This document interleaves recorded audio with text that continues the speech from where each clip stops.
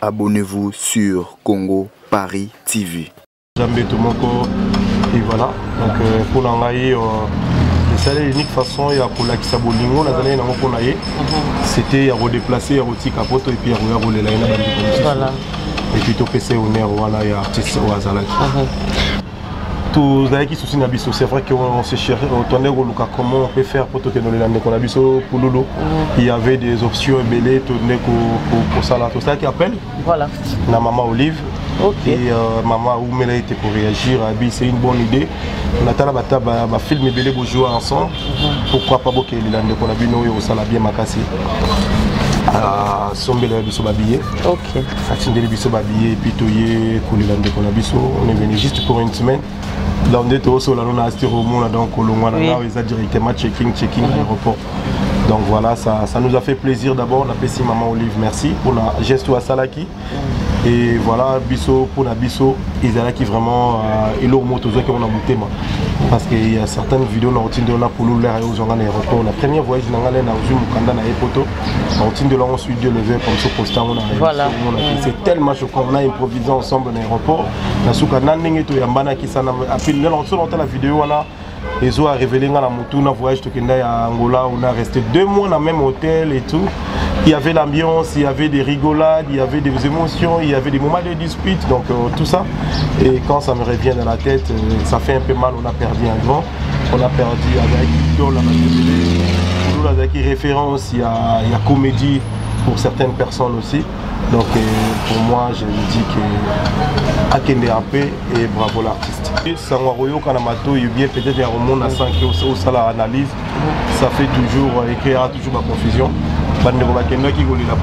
J'ai répété ça plusieurs fois dans différentes émissions dans Sali. Ils allaient qui est déjà prévu. Ils allaient qui isolé pour la morgue et puis mon baquet au bina. Comme ils allaient prévu que Pouloulou Azala, Pouloulou qui représentait la famille naïe, Banderone Bazala qui voilà Nabiso ensemble. Oh biso tous qui n'a pas beaucoup un peu Pouloulou Azala qui indirectement dans la Banderone. Donc voilà. Après, chacun de nous a sa façon de voir les choses. C'est pas qu'il y a une photo de basilique. Il y a certaines personnes qui ont photo de basépélité. Donc voilà, il y a des photos de belé, tout ça dans les États-Unis, en Europe, tout ça dans mais certaines personnes ont photo de basépélité, c'est le bango. Et tout le monde nous les Congolais, maman, tout ça a un défaut. Tolingra kozwa eloko nyonso surtout na premier degré voire même pour aller trop loin tout ça dans sens à humour. Donc voilà tozoraka mamno stop le musu vous appelez basali mabe c'est fini. Biso il faut to komisa ngo débat, il faut to komisa ngo ba internaute bazo ngo il faut ba négocier ba débat na émission, ça sert à rien. Et après, les gars, ils ont toujours pour nous. On était toujours présents. L'assistance, toujours à Maman Olive. Voilà. Malgré la critique, la dernière minute, Maman savait vraiment départ en arrière. Parce qu'il y avait vraiment tellement de critiques un peu déplacées. Et après, voilà. Ce qui est pas salité, c'est ça le problème aussi. En tout cas, tu maman, merci. Un mot pour dire que Banco Ibalia n'a pas entré dans mon Bankoï, Balia n'a pas entré dans mon il y a certaines choses qui artistes pour eux à la moto c'est pas nangote mais au ébiqué au eza linge ya famille il faut tout ce que l'on a famille entre nous il faut pas tout exposer en libosa bateau c'est difficile na ba artiste mususpé en Kinshasa mais natika on les on a TVT ça vraiment que boké sika mo boye batouné ba ebi tumbe bimi neti boye bon ça juste en passant aujourd'hui on est des adultes nous sommes des parents on a 2 minutes il y a 20 ans ils a qui vraiment que non tout le monde a côté bandal te mususu pas côté qui tamboté ils avaient pas beaucoup de sika mo mal à l'aise et Chicago baye donc ils ont senti que non ingombi côté ils a qui délire succès ils a qui mais tu vends jamais na carte télévision to lobila tu vends pété ba vani ça biso pété que non bilom ba bo vana ba yokusana biso biso mo iso to kutani le mo na matin na matanga na bale to pesa ni mbote isili na C'est-à-dire que le linge sale c'est là en famille. Tomi Bomana raté, tout côté na maboka ba fan va comprendre bisoté. Donc celui to comprendre le côté niveau bengi collègue nous solo dans groupe WhatsApp boy. Na na poso luka o 5 sarabiso. Ato ko Arissel mo moto so côté ko bando kito tel ah kingandi azali na sali remarque. Vite fait c'est fini. Au lieu to bando le surtout médiatiser à maramio surtout. J'aime même pas parler de moi. On se sent un peu gêné si je me parle de moi à la télévision. Bateau baebi baebi. Nani loka vous pouvez te ma maman. Na saligno surtout na Rosala. C'est depuis 1998 que j'ai commencé pour ça la théâtre. Aujourd'hui bobeta machine. Na bando le na télévision à 2000. Na bando le na télévision et aujourd'hui tu as presque 20 ans de carrière. Donc nous avons respecté bande surtout où bazo sa rôle nanga. Et puis le problème est que ça l'a créé, mais il y a toujours il y a la richesse c'est ça. Moi on a respecté le talent de surtout et richesse ça on a richesse ça marque, richesse ça référence, richesse on est pour nous, c'est-à-dire ça rôle mon un peu rare. C'est-à-dire que nous avons respecté bango manquement de respect. Et moi ça me choque pas. Moi j'ai appris à respecter ma grand, à respecter ma vie nanga bordo. Parce que le monde nanga t'es démarré vraiment na télévision. Parce que le monde nanga t'es bordo nanga artiste na télévision, na EBT à zéro côté, na sala en côté. Mais je vous dis sincèrement que naza peut pas bateau ba sali on est ramboka. J'aime pas parler de moi maman naza parmi na rôle bateau musupenga moko.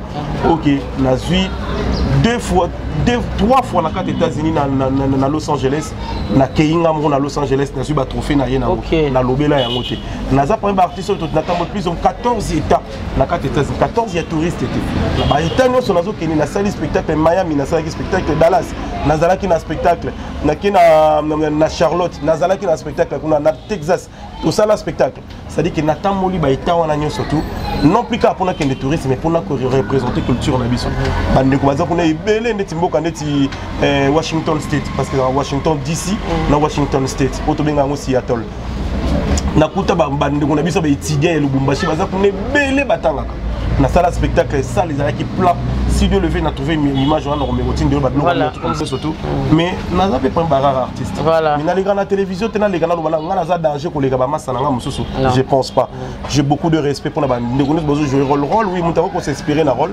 tant que nous s'inspirer na rôle nous sommes pas jouer tant que bien qu'on les gars nazo respecter batala na bango surtout là na saluer batala na bango banda parce que il y a beaucoup de nos collègues nous sommes pas jouer rôle en côté bailler je le salue nazo respecter batala na bango en tout cas merci beaucoup mais bon à continuer jusqu'aujourd'hui il y a certaines personnes qui parlent est-ce que ça sera bon ou pas c'est-à-dire que l'artiste reste l'artiste incarnation rôle c'est ça que tout ça la culture voilà nous c'est ça la différence entre personne et personnage c'est-à-dire que bah tout comprendre on a noté comment il mon jouer boy comment il nous comme ça momi boy et ça fait pas partie de notre culture alors il faut tout apprendre avec le temps la moni bah sur certaines personnes mentalité comment changer bah comment comprendre artiste parce qu'il a ses enfants il a sa femme et tout mais bon on a la passer artiste à la artiste nanzimi bon netinga on a vu master je sais que c'est un bon judoka ou bien Tobenga Canada c'est un bon judoka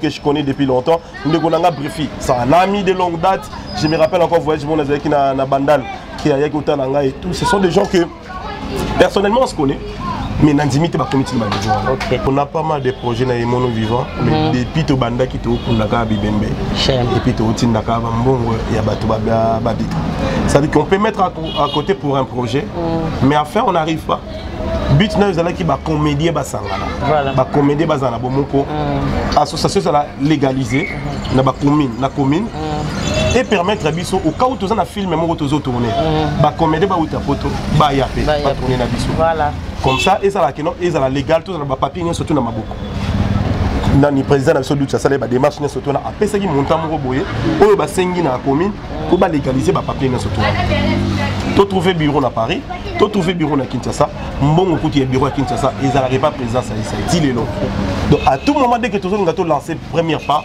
ils osent la matangi ils osent la mutumo kwa kufi donc on n'arrive pas à atteindre l'objectif nabiso j'ai pris les bons dieux que climat où il s'est calmé j'ai pris les bons dieux que Mawana vraiment et s'imposer quand ça va artiste comédien c'est vrai que tu as passé un moment où il y a turbulence très difficile moralement spirituellement physiquement tous a torturé na bande na biso bazotika biso brusquement et naza sûr que dans l'avenir tous prier bonzambe qui échanger plus vite que possible parce que tu dis kazanza mamawa pour que tu continuer ko exercer un métier na biso bien.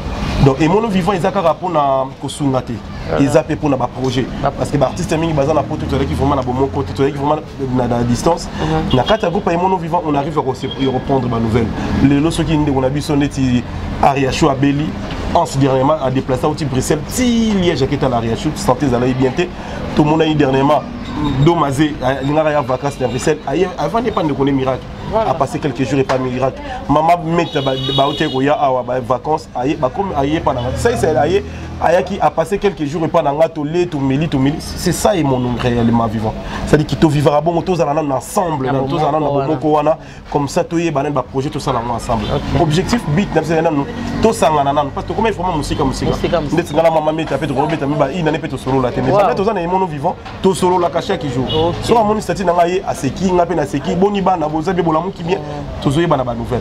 C'est ça qu'on voulait d'abord au départ. Et là maintenant, il y a pas mal de choses qu'on va réaliser dans l'avenir. Nous on s'est déplacé au Lukangaye. Merci beaucoup. Du début à la fin. Merci à ma famille, à mes parents. Ce sont les gens qui s'est battus aujourd'hui pour que na comme à niveau yo maman Albertine Dimbukala qui ainsi que papa Nanga Sébastien Kibalo. Et merci beaucoup na maman Nabiso Annie Musuluku. Na ebi go na kanda nanga maman mais yeba que je suis toujours ton fils. Zorara Neo Zara Sandrine Dengo Zara Bananio surtout. Naza mwana na yo maman Annie Musuluku na Katia Paris. Merci à toi. Merci beaucoup na Manix Chipu Kikashimani. Merci à ma collègue Nanga papa Nanga et papa Even Nanga Pati. Merci beaucoup na Jonathan au pays à collègue Nanga. Merci beaucoup na travailleurs nous surtout bipost ba congolais nous surtout auto travailleurs na bipost obi musa caméra ba comme qui m'a tellement donc venanga Alex voilà venanga Alex conseiller spirituel na biso pasteur JD na kati ya bipost toujours na bosanité maman Joël Sandra Yaba na bosani OPT na bosanité Christian Chris na bosanité Christian au pays à syndicat.